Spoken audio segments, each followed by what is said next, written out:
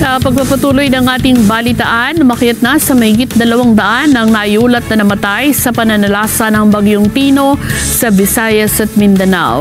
141 dito ang mula sa lalawigan ng Cebu, kung saan 57 pa ang nawawala. Ang detalye sa live report ni Mar Gabriel mula pa rin sa lalawigan ng Cebu. Mar? Yes, Weng, patuloy ngang nadadagdagan yung bilang ng mga nasawi kasunod nga nung naranasang malawakang pagbaha dito sa lalawigan ng Cebu. At hindi pa man tuluyang nakakabangon, muling naghahanda itong maraming bayan dito sa Cebu dahil nga sa banta ng pananalasa ng Bagyong Uwan. Sa ngayon ay nasa ilalim ng Signal Number 1 ang maraming bayan at lungsod dito sa Cebu. Magkakasamang ibinurol sa gymnasium na ito sa Barangay Bakayan ang 10 biktima ng flash flood sa Sitio Comon sa Cebu City. 9 sa kanila ang miyembro ng isang pamilya. Tanging si Mang Bernardino na lang ang natira sa kanila. Grabe yung tubig. Grabe yung tubig. Sobrang lakas ng agos ng tubig.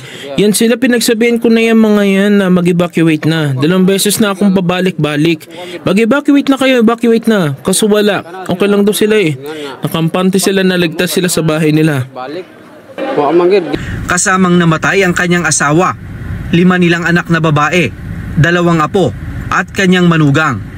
Nawawala pa ang nag-iisa niyang anak na lalaki at isa pa niyang manugang. Hindi talaga ako makapaniwala. Nasira na yung bahay namin. Yung tubig sa ilog sobrang lakas. Yung kalima kong anak nung natumba bahay nila, sumabit siya sa puno. Andun siya sa taas humihingi ng tulong. Sobrang lakas ng tubig, walang makalapit sa kanya. Hanggang sa nagtagal, natumba yung puno. Natangay din siya na kasama ng puno. Wala na din ako na malapitan. Sila na lang sana kasiyahan ko. Makapagbandil lang kami, masaya na ako. Sa datos ng Office of the Civil Defense, umakyat na sa 204 ang bilang ng namatay sa pananalasa ng Bagyong Tino. 141 dito ang mula sa iba't ibang bayan at lungsod sa Cebu na sinalanta ng flash flood. 123 naman ang nasugatan, habang 57 individual pa ang nawawala. Kahapon, personal na humingi ng paumanhin si Pangulong Ferdinand Marcos Jr. sa dami ng nasawi. Aminado ang Pangulo na hindi napaghandaan ng local government unit ang nangyaring flash flood. Ang talagang naging damage ay galing sa baha dito sa bagyong ito. Hindi masyado sa malakas na hangin. At nakita natin na yung mga dinagay dati na mga dike, mga protection ay hindi talaga kaya yung bigat, yung dami ng tubig na bumagsak. Sa Danau City, bakas pa rin ang pinsala ng matinding pagbaha na ngayon lang daw nila naranasan.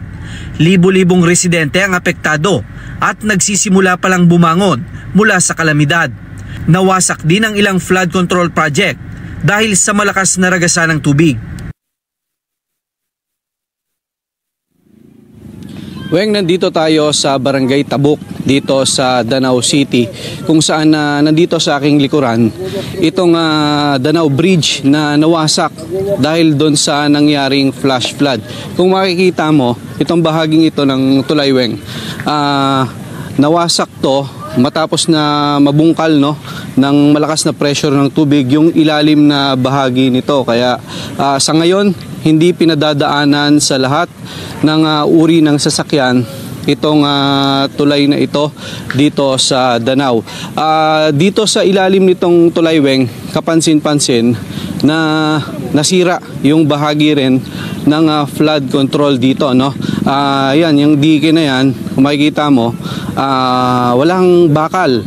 Kaya sa lakas ng pressure ng tubig, nung rumagasa yung baha, tuluyang nawasak yung mahabang parte nitong flood control, at marami sa mga residente na nakatira dyan sa baba ang naapektuhan ng pagbaha. Nawasak yung maraming bahay dyan, at mabuti na lang marami sa kanila ang mabilis na nakipag-evacuate.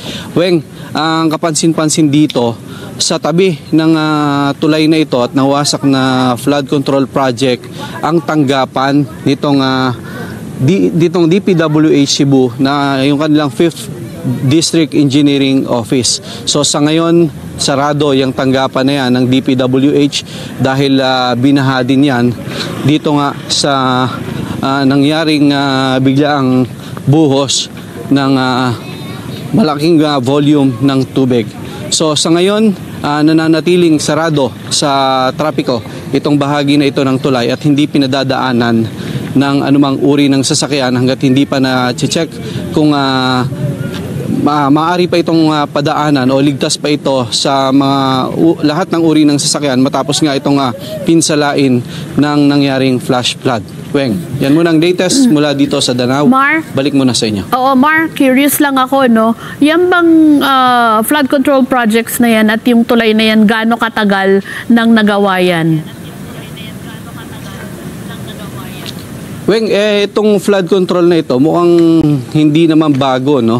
Pero ang kapansin-pansin lang dyan ay walang bakal, no? Walang patibay, mga bato lang yan na binuhusan ng semento. At itong tulay, bahagi ito ng National Road, Danao Bridge, isa sa malaking tulay dito sa lungsod, no?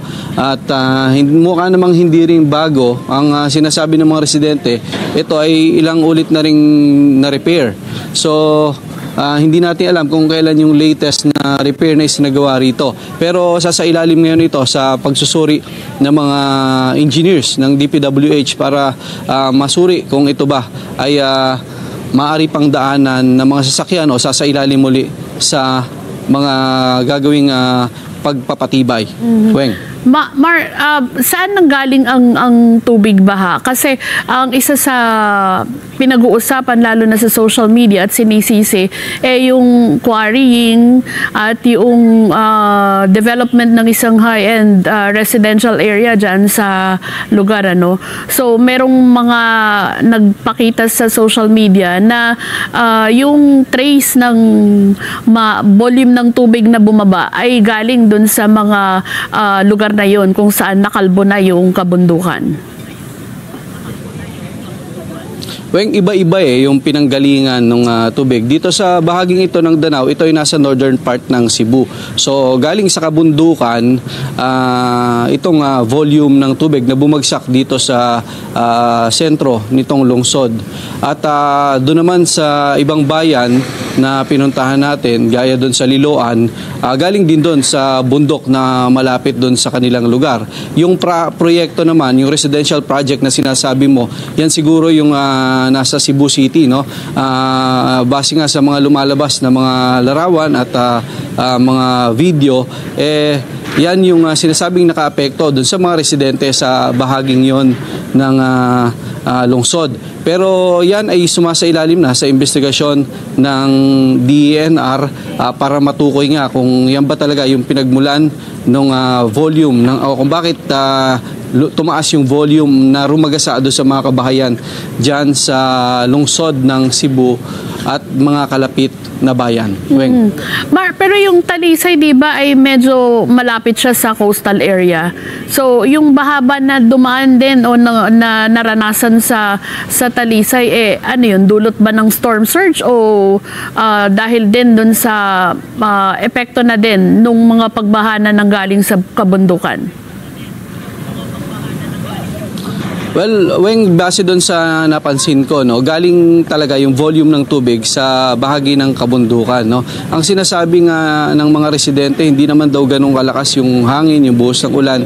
Talagang yung volume ng tubig, yun doon sila nagulat, no, yung galing sa bundok, yun yung bumagsak sa kanila. At itong mga bahagi nitong river system ng mga bayan na naapektuhan ng flash flood, diretso ito sa dagat. Gaya nitong river system dito sa Danao, itong lungsod ng Danao ay may mga bahagi ito na coastal area dahil malapit din ito sa dagat. Gaya din doon sa Talisay at sa Liloan na lahat ng ilog na yon na umapaw ay talagang patungo sa dagat yung tubig. Doon naman sa bayan ng Talisay, ang kapansin-pansin doon, Weng, medyo lumiit kasi yung flood control doon, no?